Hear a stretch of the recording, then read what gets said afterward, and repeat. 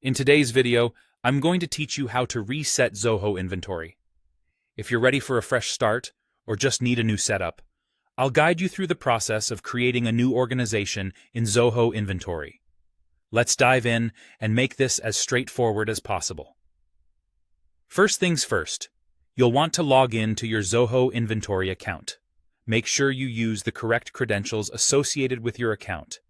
Once you're logged in, you'll find yourself on the Zoho Inventory dashboard. From here, you'll need to navigate to the organization profile. This section of Zoho Inventory is where you'll manage all the organizations tied to your account.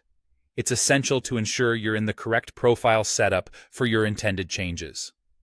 Now, within the organization profile, look out for the option that says Create New Organization.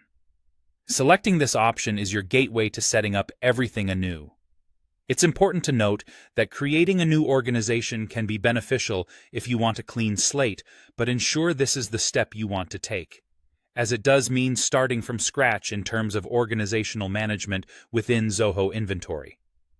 With the decision made to create that new organization, it's time to set it up with your desired configurations.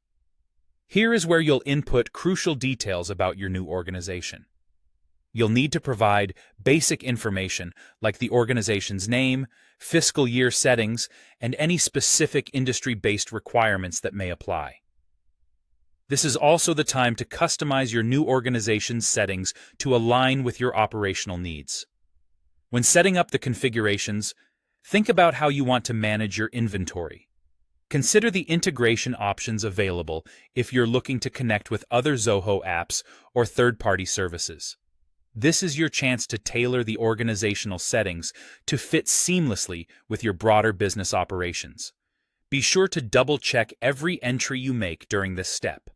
Typos or incorrect settings could cause unnecessary delays or complications down the road, so it's worth taking a bit of extra time here to get it right. Once you've completed these steps and are satisfied with the configurations, give it a final review. Ensuring that everything is as it should be will save you a lot of time and hassle later on. After confirming, your new organization is now live. Remember, this process essentially resets your Zoho Inventory by creating a new organizational space. It's a powerful way to manage your inventory system and keep everything fresh and organized. And there you have it, a new organization in Zoho Inventory, ready to operate within your specific setup. Thanks for following along, and happy organizing.